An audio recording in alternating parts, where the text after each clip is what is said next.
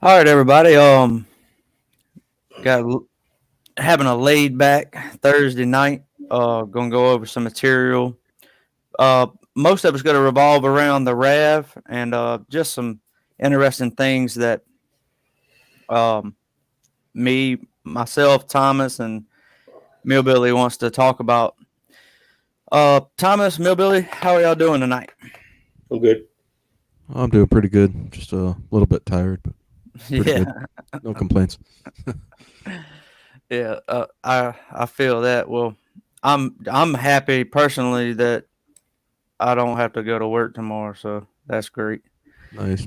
So I was thinking about a couple of different things, and there's tons of different theories and different options, and there's all kind of tons of limitless things that you could think and talk about with the RAV. Okay, and this isn't a one or two RAV scenario, although I will say that, but the two RAV scenario is starting to become even more interesting, and with the more people show me stuff, but that's besides the point. What I want to talk about today is specifically, okay, we all know that supposedly they found touch DNA on the hood latch, right? Now, I personally think that we'll operate under the assumption that this is Teresa's RAV, okay? Just for the heck of it, to make it easier for me to go over what I want to go over. I think that after talking with the DNA expert, blah blah blah, that the what happened was the growing swabs was relabeled as hood latch swabs, so there was never actually any of Stephen Avery's touch DNA on the hood latch. But one thing that's confusing to me is you don't get a clear narrative necessarily from the state as to what they tested and what they didn't test. And I noticed KZ talked about it in the show, and then there's been other discussion about it too. Now, Millbilly, I want to ask you real quick. Yeah. You do believe that the state still has the RAV, correct? I don't know. I don't know what to believe from them anymore. Okay. Well, I'll tell you what. I'll tell you what. Let's operate under the assumption that this is Teresa's RAV and the state still has it. Okay. What's interesting to me is okay. I'll tell you what. Let's say with gloves or without gloves. Let's say Stephen Avery didn't have gloves on. There's no touch DNA, or there's either no touch DNA or it hasn't. It was never swabbed. There's just tons amount of items, right? So this parking light, which is believed to be connected to the crime itself, that should have touch DNA on it. The seats, I would imagine, now this would be hard to prove, but I would imagine that Teresa wouldn't have had her seats down like that for no reason. So I can only work under the assumption that Stephen Avery, is being accused of letting those seats down, right? So there's all these different items, but what interested me the most, and I was talking to Thomas about it earlier, was steering wheel, gear shift, no blood, no touch DNA. Mechanisms on the dash, radio adjustments, heater, air conditioner, whatever. Like none of these items were swabbed for touch DNA that I know of. Okay, the headrest, and that's also another point I wanted to bring up. Now, Millbilly brought up an interesting point that the cover for the center console is missing. How about the battery?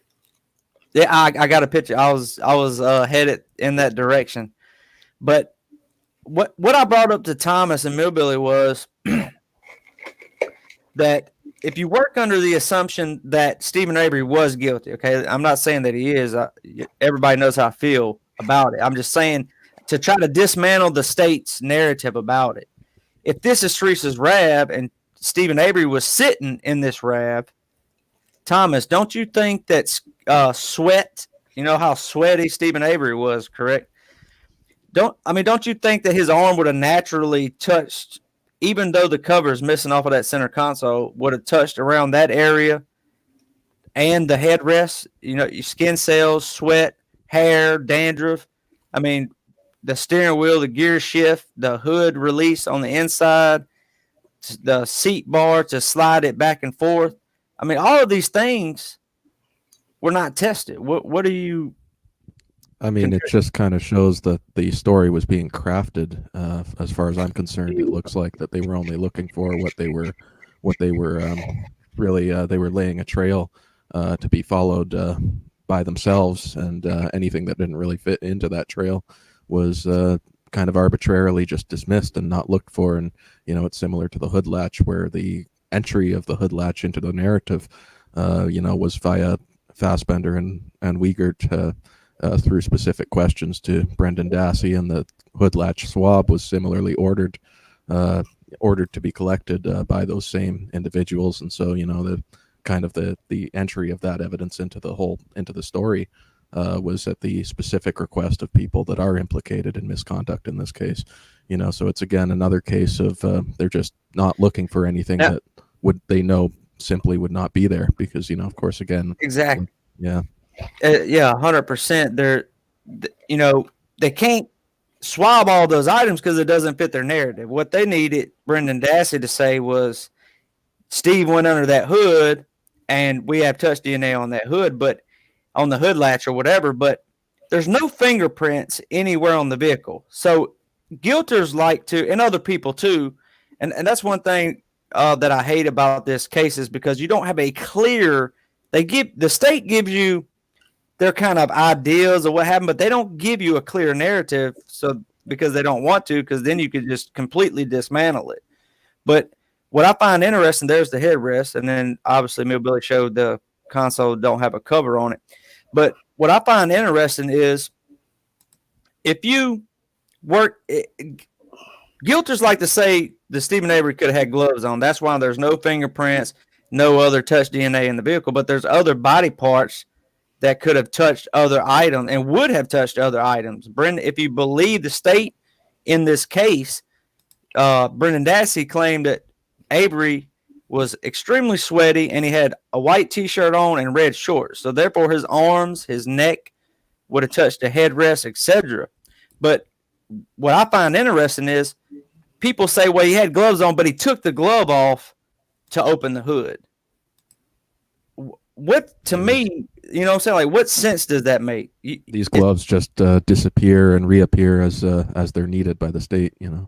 Exactly. I mean, that's 100% correct. The center console is missing. Both these side panels are missing. Why is this carpet untucked? It's supposed to be tucked underneath the molding. That just doesn't come up by itself. Right. It's like they took this door panel out of another car. And the headrests are missing from the seats, which that if you wanted to make the argument, well, maybe she couldn't see too good out of her mirror, like if they was in her blind spot, something like that. Okay, whatever. We don't have to nitpick it because there's too many obvious things that is, that sticks out. Now you see this side. See how it's all nice and tucked? Yep. The other side is not like that. Again, she's also got a jack right here. There's also one supposed to be underneath the passenger seat, which there is if you look at all the photos. Well, Thomas, Millbilly, I guess you brought up, you're talking about the battery. I have a picture right here. Now, supposedly, is this the battery that was in the car, or is this the one that they replaced to start it or whatever? No, that's the battery that was in the car. Okay. Well, here's my thing. If he supposedly took the glove off and you swabbed the hood latch, and Zellner brought up the hood prop. She said that they didn't swab the hood prop. But if you took this battery off and you're claiming that Stephen Avery disconnected the battery, I mean, wouldn't that be an obvious, regardless if you thought he had gloves on or not, wouldn't that be an obvious place to swab, Thomas? Yeah, again, I mean, it's something that you would think would be just standard, would be exactly what you would want the authorities investigating a crime to do. But of course, if it didn't follow the preordained version of events, then it was ignored. This is after, if you go to the photo here, this is after it's already been processed at the crime lab. Okay. If you look real close, I don't know if you guys are able to see this. Yeah, I might see a little bit. There's a hair here. It's coming right Wow. up the vent. Huh. How do they leave? Yeah, they just completely missed that, huh? There's another photo. I'm sure there's another photo I can find. It'll be better. The parking brake, I just noticed that. I wonder if that was engaged or disengaged when they found it. I never paid attention. I don't ever remember it sticking up, so it must not had it engaged. Because that'd be another item that you would want to swab. That is weird, man. Yeah, that is a hair, certainly. Yeah. And that's what I'm saying. This whole thing is just, I mean, I brought up in previous videos, even the pins. Yeah, I mean, this is the car that doesn't have the hole in the door.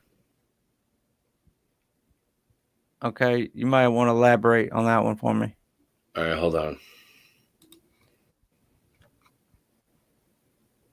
I just can't get over the amount of bite. I'll tell you what, if they had the actual RAB, which by now, they could, plant more evidence, but I don't, it'd be a lot harder for them to do it now. But if you swabbed all of the locations that you should swab and you didn't find any touch DNA, to me, that's an even bigger red flag. And that's why Zellner needs access to the RAB. I mean, that's a must. It's the most important piece of evidence probably in the whole case. Yeah, People want to say that's a fly. What is it? A hole in the door. Where? Point to it again. I am. Oh, a hole in the door handle? Yep. Now, if you go look at... Is that a bullet hole? Let's see.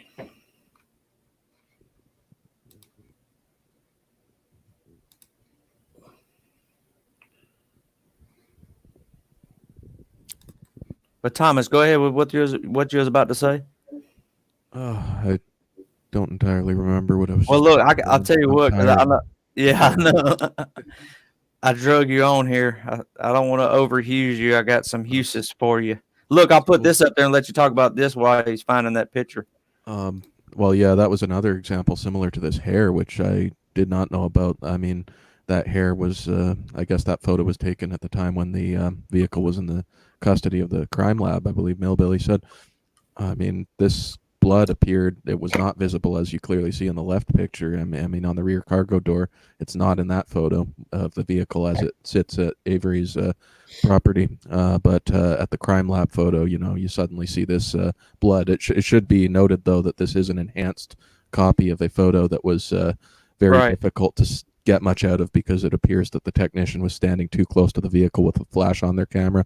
So it's kind of like somebody darkened it and then enhanced it, and you see these red spots which appear to be blood or something that wasn't there when the vehicle was at Avery's property. So like that hair that Millbilly just showed, I mean, it seems like there was certain evidence that was kind of just appearing at the state crime lab, or certainly wasn't noted in any real sense or investigated in any real sense, because again, it didn't fit that pre-crafted narrative.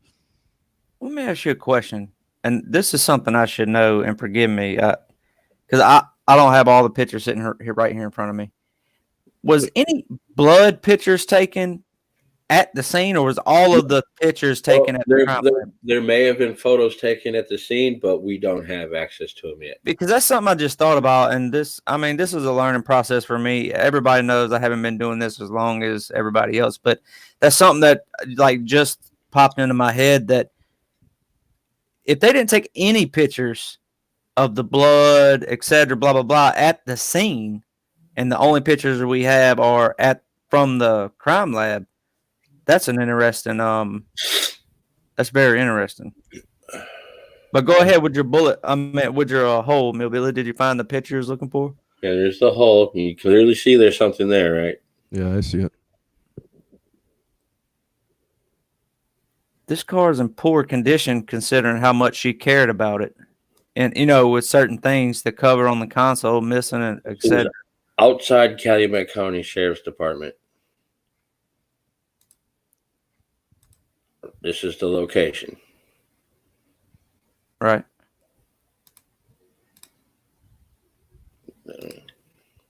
Where's the cover? Yeah. And I remember, I think you brought that up before. I can't think of a reason why they would take the cover off. When is this before or after it's processed? This is after it's processed. Okay. Well, maybe, I don't know.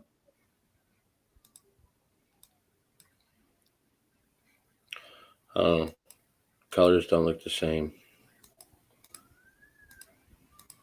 Yeah, even the wheel flares, like sometimes they look gray, sometimes they look dark gray, they look light gray. It's very strange. And I think that's where a lot of and I'll be honest with you, I can't, with all of the different, first of all, there's a lot of different photographs out there. So it's hard at this point to really see what's what, but which ones do you want to look at? I'm just saying people make valid points when they're arguing the two RAV situation. It's just I haven't seen enough for my brain to believe it. I can't. Okay, well, I just showed you those two photos of one with the hole in the door and one without the hole in the door. Yeah. Now we're gonna go to it's inside the brown box, because where we see it outside Calumet, they're about to put it in the white container. Now it's inside the brown box in Chilton in the storage. Okay. And again, what do we see? It's taking too long to load. We got time. I don't think anybody's got anything to do at this late. I wanted to note just I mean, you also have a very large window of opportunity for there to be a 2 RAV theory, because we know that the Manna Walk Sheriff's Office had access to a car yard, which was in direct competition with Avery's car yard. I mean, the Herman family's Cleveland Auto salvage yard, which was also allegedly involved in the Hochstetler cover-up. Absolutely. No, and that's the thing. I'm not saying that it's not a possibility. It's just, to me, I find it very. What was that? Did y'all hear that? Huh? Got me. Tom, I heard it. You still there? Oh yeah, I heard it. Well, Off the Record Strategies is playing with us again. What gets me is that they could be that brazen, and what I'm saying, I don't know. It's just, well, what did they need to get access to their property? They needed to find the RAV, really, or any sign of Teresa Hallbach's property. And on that, I mean, they flew over the property for about an hour. Tell me they didn't see it. That thing sticks out like a sore thumb. Yeah, absolutely. And even to this day, I drive past the RAV, I automatically, it sticks out like a sore thumb. And especially I've only seen one green RAV4 in my life in person. I don't know. I'll be honest with you, I can't even remember if I've ever seen one around here. I mean, I'm sure I have, but I don't know about in Wisconsin, but I wouldn't call it a very common vehicle. It's also interesting to note how the news coverage and everything, the press coverage, it was all about finding the car almost. It was about, Teresa Hallbach was almost an afterthought. They were putting up pictures of the car, and the car was, this big focus of the search. So it's another instance in which you have that kind of preordained pathway that's already been laid down for how the investigation is supposed to progress. To play devil's advocate, they'll probably argue that, well, if you find the car, you find her, or if you find the car, that's going to be the biggest piece of evidence to lead us to her. That's fair, yeah, that it would be the biggest piece, but it's just interesting how everything plays out like that with the searchers being given the camera and everything like that. It's just like everything is just falling into place for the story to play out as it did, you know. Yeah.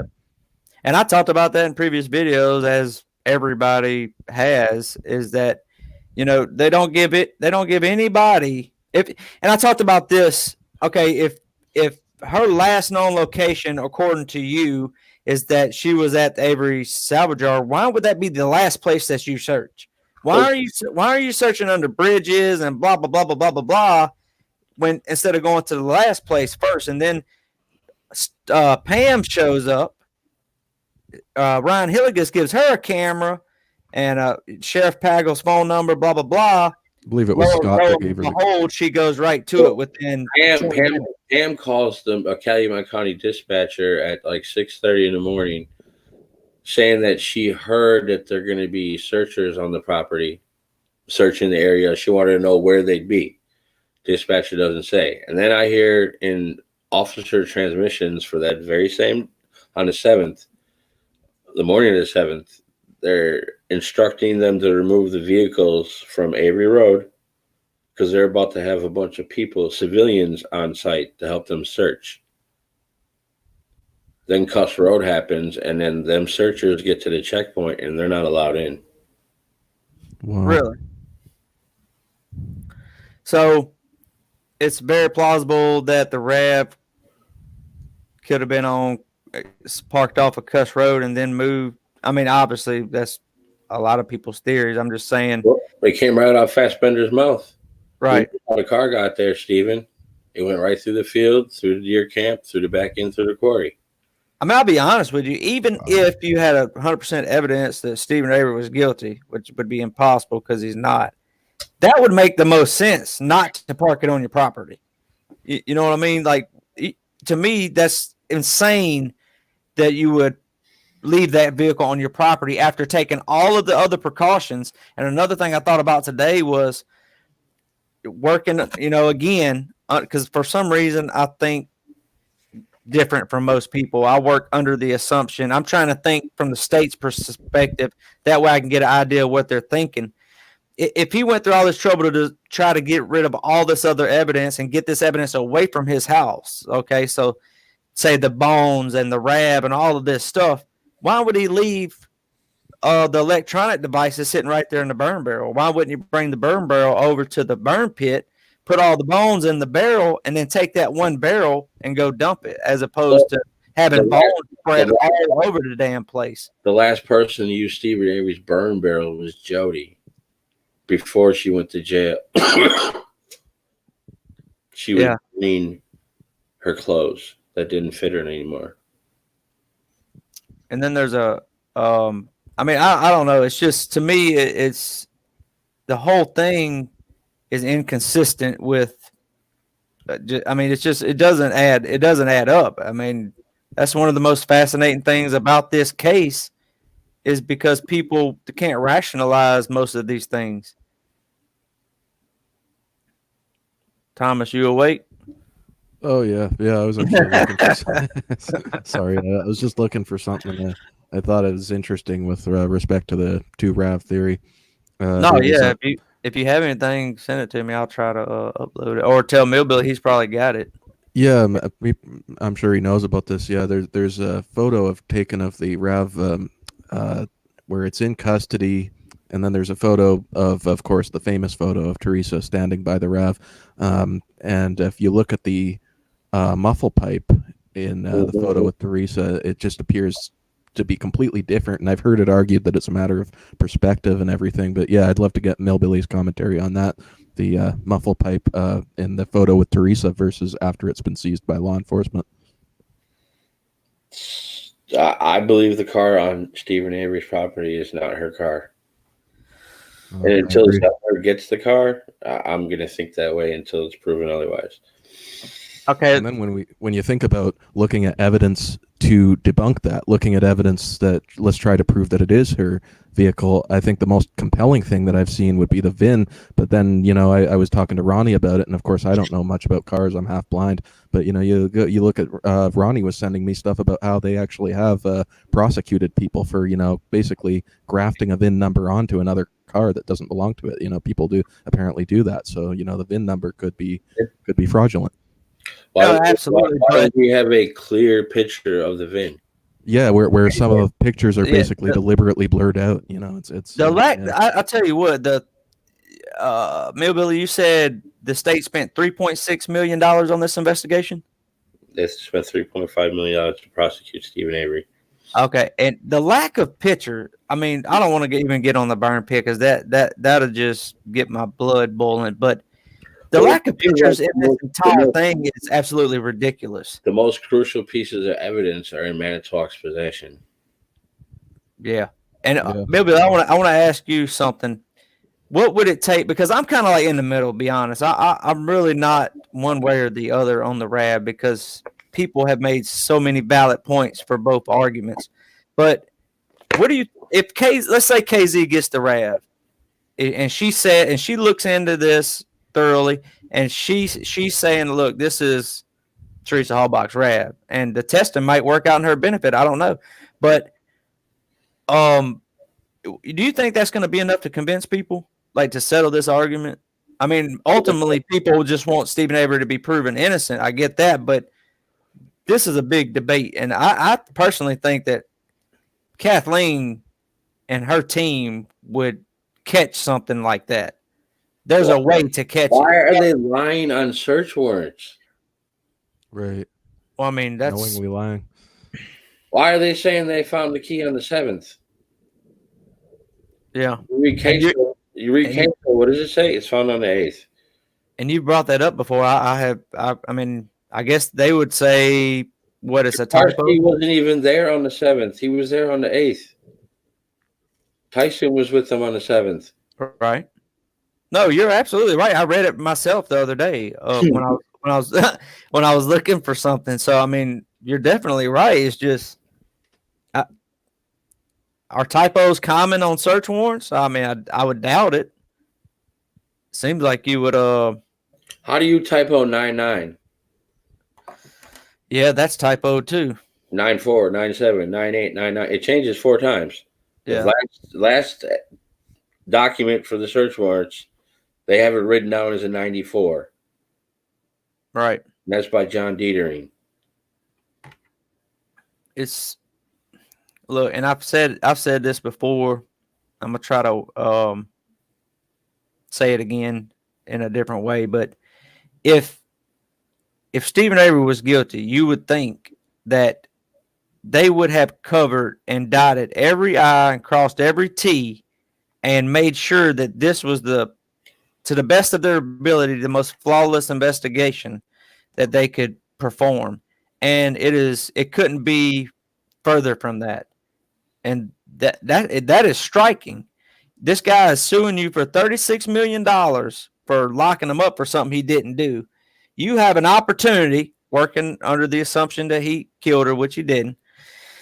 And you have an opportunity to put this guy away and get out of that lawsuit.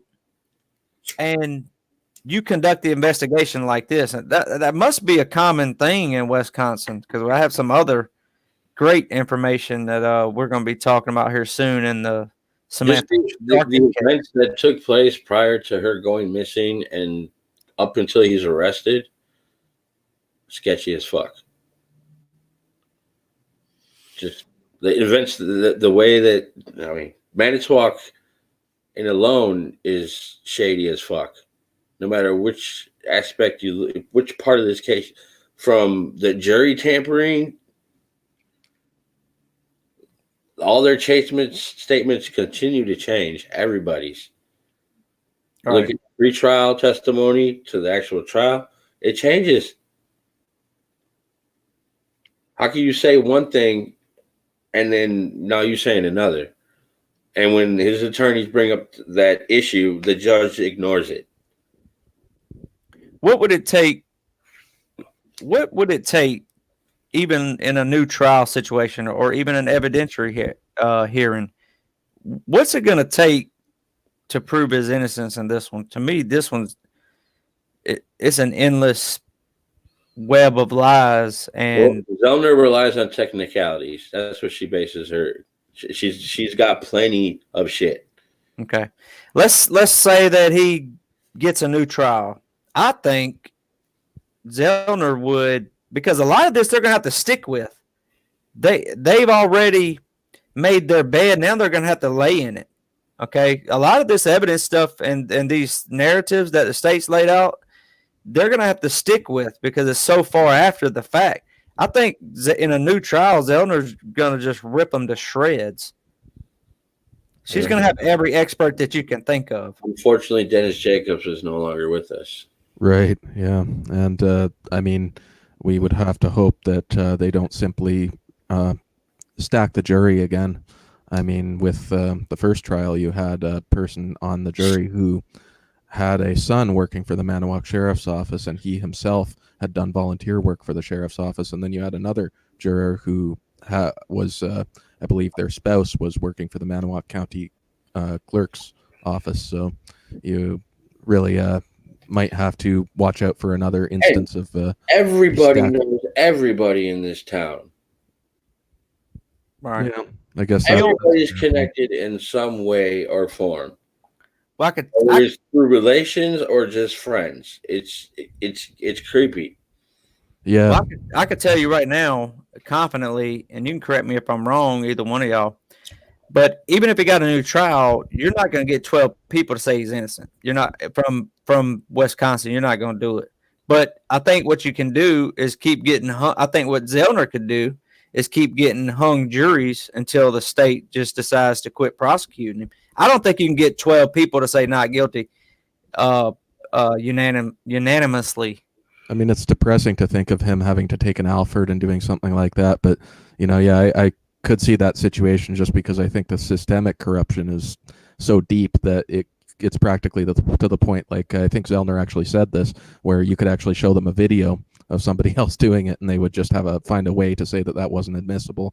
I mean, and again, you had that instance in 2007 where those two people got on the jury who, were clearly just directly tied to Manna Walk County's government structure and everything. And then the one guy who did volunteer work for the sheriff's office of all agencies, all he had to do to, I guess, win over the defense in the jury selection was to say that he didn't trust police because one time they had stopped him and stolen $2 or some very kind of strange, very dubious sounding story or something, and then that was able to make the defense think that this guy was impartial and wouldn't necessarily side with the same agency that he volunteers for, But again, I muted myself for a while there. Yeah, I definitely agreed with everything Millbilly was saying about the sheriff's office in the state, how this was shady from the beginning. They were changing their stories. They were meeting, and all the same players who would be searching Avery's property were in these secret meetings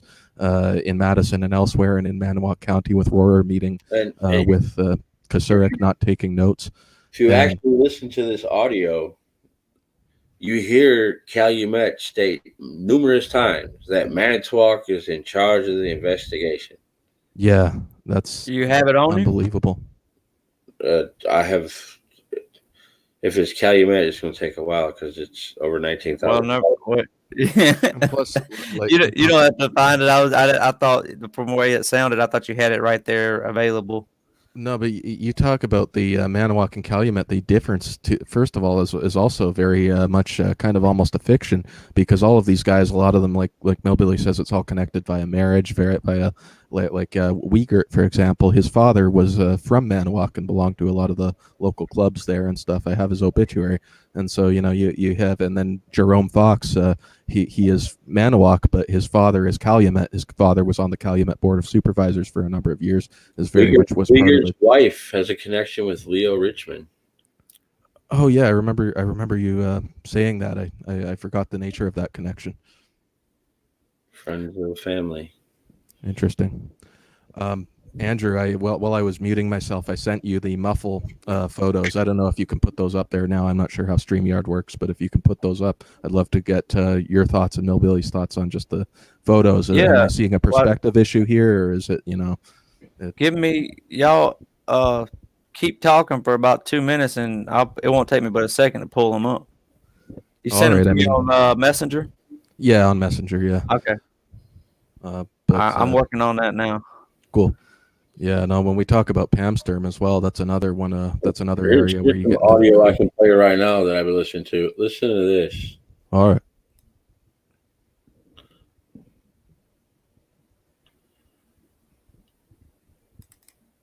Go ahead, 707. Are you guys aware that there's a quarry operation going on? Must be on the south end of the quarry or something.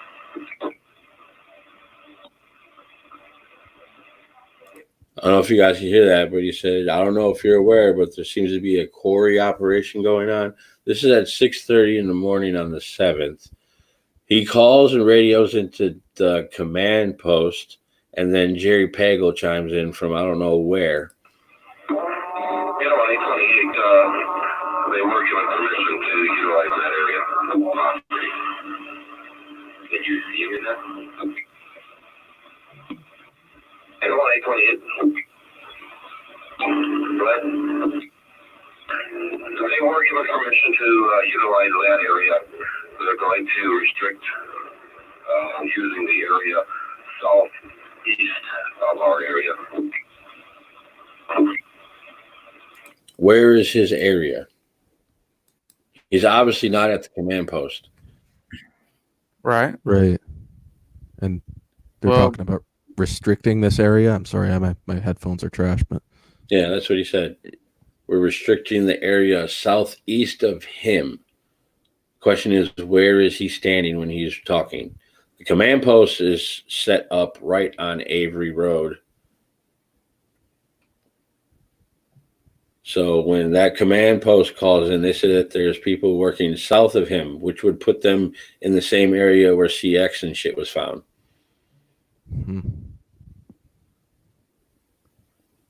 Well, I mean, that's going to be a question for you, because when you start talking about south and west and all this, that's on you. Well, this photo right here, this is looking west. Okay, that's what I was about to ask you. Put up a photo of the whole property. This is looking south. Stephen Avery's to the east. So southeast, I'm assuming he's referring that he's over here. Okay. But then again, who knows? Because this is, I don't know, because 4 hours later, he's radioing in for them to go to Teresa's house and get her shoes. Isn't there another road? You think maybe he's talking about the road that comes in down there? This is Cuss Road. Right, but there's another road that... This is White Cedar. This is a dead end. Okay. I'm talking about even further back behind, like on the other side of Manitowoc gravel pit. Behind would be 147. Okay. Which runs east and west. Q runs north and south. Okay. Along with Jambo Creek runs north and south. Stephen Avery's trailer is east of the cul-de-sac over here. Okay. This is the berm that Loof was had on an intense track. Got over here by the barrier tape, wanted to go over here, and they told him, go away, come back later. Right. Shut everything down. Well, here's that picture you wanted, Thomas. Here's the one with her standing in front of the RAV. Right. The famous so that's picture. the photo everyone knows. And I sent you a close-up of the Muffle Pipe in that photo, as well as a close-up of the Muffle Pipe in the photo from the State Crime Lab. And I think that, I don't know, it doesn't hang as low as the Muffle Pipe in the picture with Teresa. It's not as long. I mean, maybe this is an issue of perspective for me. I mean, it does appear to be taken a little bit closer, but I mean, even still, just the whole, I don't know, nothing looks right there. When you put the two pictures side by side and you look at them and everything, it doesn't line up for me. Right. And Millbilly, since we got this picture up there, I remember you was talking about, what is that? That can't be a wasp nest, huh? I remember watching one of your videos about that tower. That'd be the biggest wasp nest I've ever seen. Do y'all have wasps that big in Wisconsin? It's the inner fender well finding folded up on itself. Okay. Is that what it is? Is that what it is? It's part of the car. Okay. I was because I remember watching a video, one of yours, I don't remember which one. I remember you saying that, and I was like, dude, if that's a wasp nest, that I would not want to run into that one. Agreed, Rubber Ducky, and no one at the state crime lab did either. Pretty much Rubber Ducky said, how could anyone call that car in this photo green or dark green? I mean, everyone at the state crime lab that I've seen referred to it as blue, as Stalk did, Ertl did, Culhane did. They everybody who took a once over, I've seen about 4 reports there where they all say that it's blue, that vehicle that they have. So, which tends to cut against this idea that it's a trick of light. Although, of course, there were those photos released more recently where the vehicle appears to be closer to what we see with the photo of Teresa standing by it. But of course, as Millbilly showed, there's discrepancies with that too. The hole versus, not the, versus no hole. So again, nothing about that car makes sense. It's very confusing. And everybody has their own things they like to look at, and that's just what spurred this video on short notice. I'm like, there's so many places that they either didn't swab inside the car or didn't find any results, and they just didn't, the crime lab or whoever didn't add that in their reports that it was swabbed or whatever, being negative or positive. I mean, it's, to me, even with gloves on, it's absurd that you don't find any of Stephen Avery's DNA other than the couple of blood spots that was, to me, clearly planted. Lack of DNA. No hair, I mean, there's not there. There's a hair, obviously. Oh yeah, but that ain't Stephen Avery's hair. How do they leave that there? After it's been processed, or is that the car that never went to the crime lab? Were they too busy just messing with it, to actually do any kind of a forensic examination? Like, why are they lying on the search warrants? Yeah. That's the biggest thing. They're lying about what Karen Hallbach says. What time she called? They lie about the time she calls, and they lie about what she says. What she states is not what they write. Clear that up for me. Tell me again, because I know you done told me the other day. Tell me that again. She calls at 2:37 and 48 seconds. Reports her daughter missing. You look at the search warrant. It states that, she called at 5 p.m. Yeah, that's not like 5 minutes off. That's 3 hours. You read case law, and it starts out, Leslie Mew responds to the report. Yes, that's true. That's factual. Why do they leave out the time that she's reported missing? Why are they trying to cover up, make up for 2.5 hours? I have an idea. I'm just trying to piece it all together. Do you want to disclose that idea today? No, or is that something you're working on? Still working on it. Okay. And I don't blame you. That's why they won't release any of these Jody calls. None of them, saying that they contain information that implicates or involves certain people in this case. Wow. There was a 9:33 p.m. phone call, which is going to be very key because I'm guaranteed Steven's going to be talking about how the cops showed up and what time they showed up. Because why is none of Manitowoc's dispatch is time-stamped, not a single bit of it. And we're missing any dispatch call for the 4th completely. There's 3 calls for the 3rd on each line, and then it goes to the 5th. So 0 calls for the 4th. But we have documentation for their call logs for the 4th, but no audio whatsoever. That is Why are they astounding. calling Paul Roberts at 12:58 p.m. 3 times in a row on the 4th? Is it to have him come remove a RAV4 they just found at the turnaround?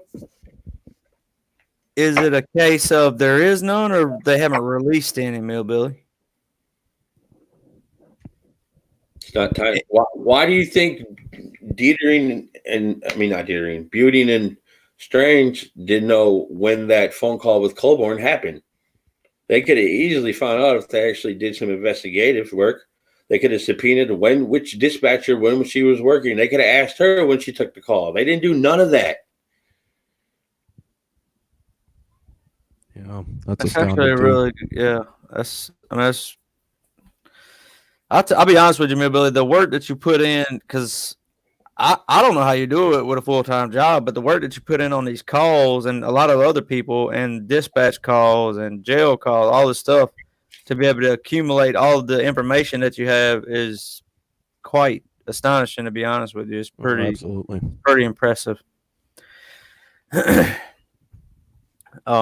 But yeah, I mean, I've got in numerous arguments with people about my timeline, and I'm basing everything that I've say on what I've heard, not read, what I've heard.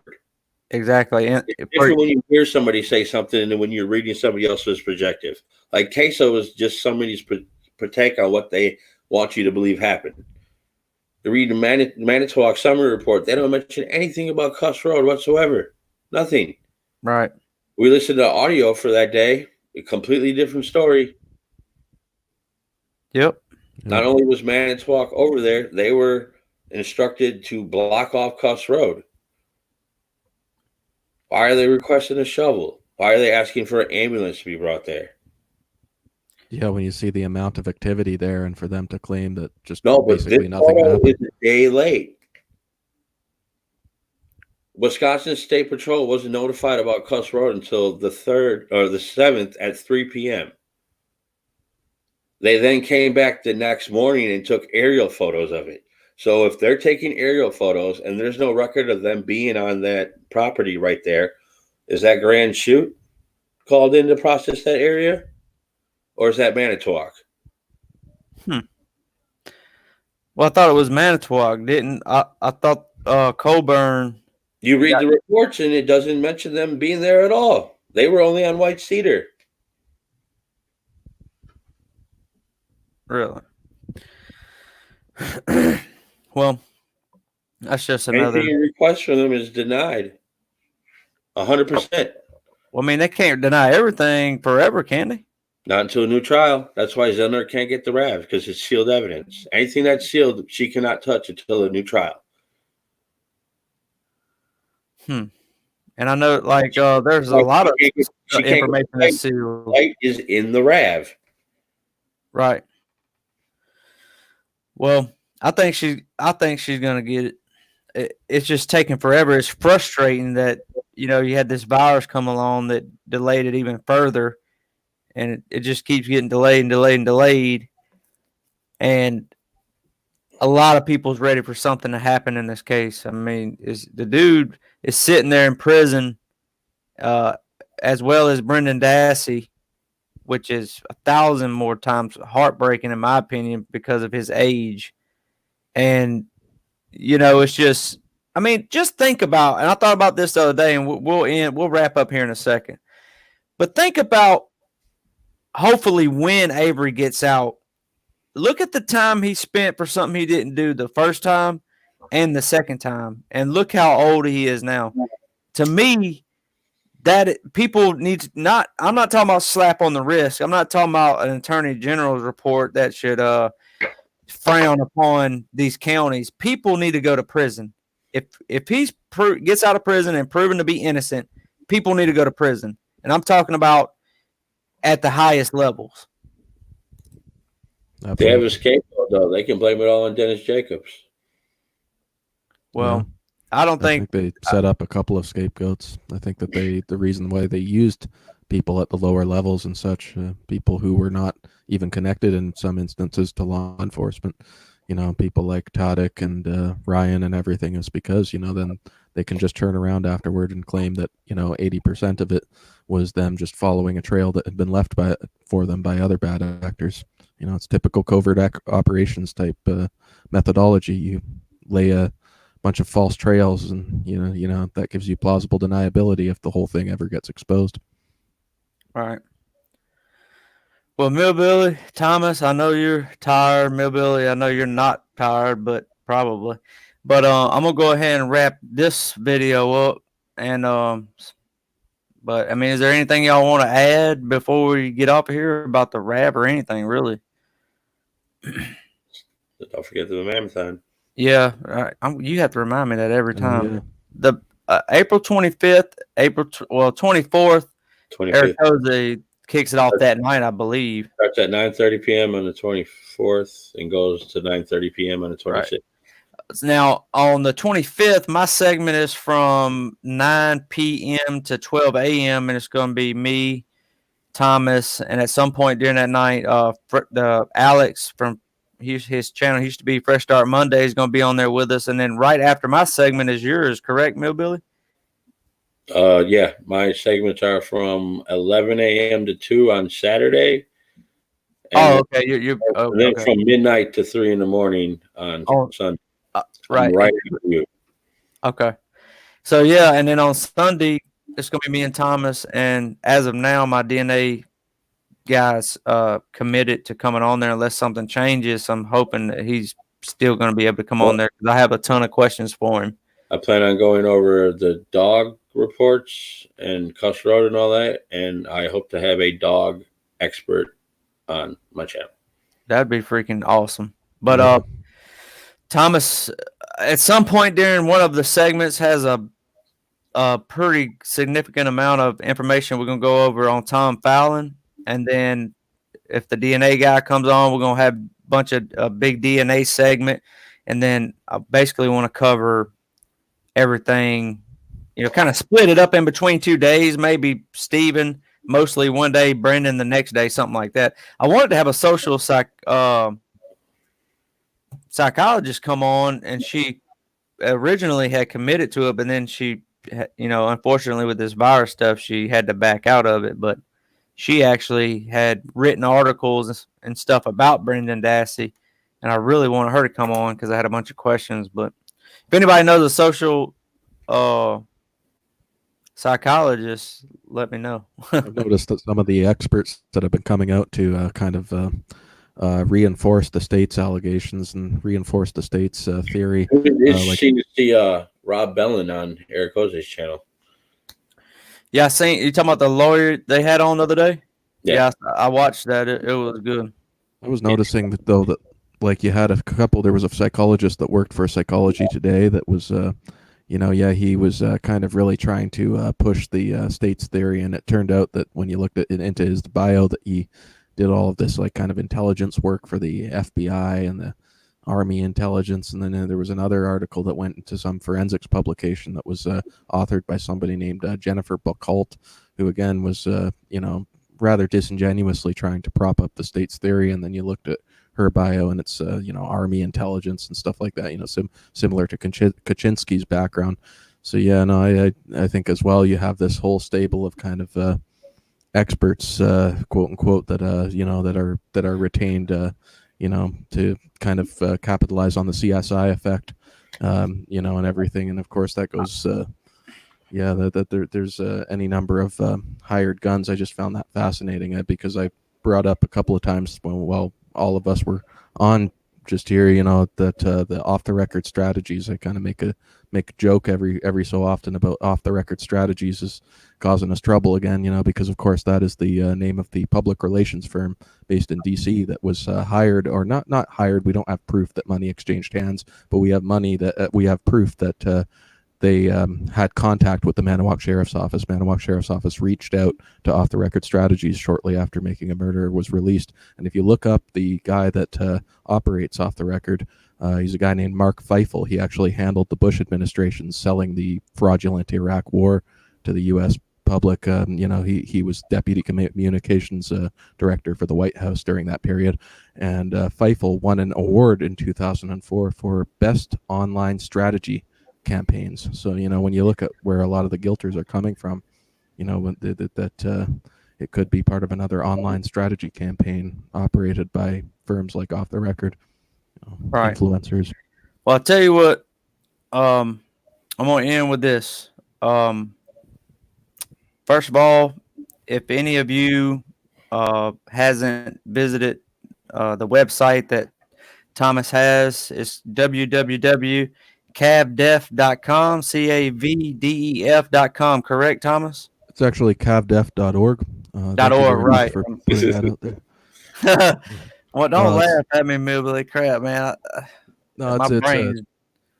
we're going to have a page on the Halbach Avery case very soon, and we're going to be compiling a lot of the amazing work that Millbilly and other folks have done, and just kind of trying to showcase that, as well as some of the deep political underpinnings of this case, which is kind of my specialty, looking at the connections and how this really relates to processes of government. What happened in Manna Walk is unfortunately not an anomaly. That's there's these unaccountable agencies that do these types of things, and they have a whole system for doing these types of things. And I think that really needs, the light really needs to be shed on that for Stephen Avery, for the Hochstetler family, for the family of reporter Danny Casolaro, who quote unquote committed suicide when he was pursuing allegations of government corruption at a high level. There's multiple, just countless stories like this one. And I think that when I first saw Making a Murderer, I was like, I just hope that this makes people wake up and see the way that the system is working. If anything can come out of this,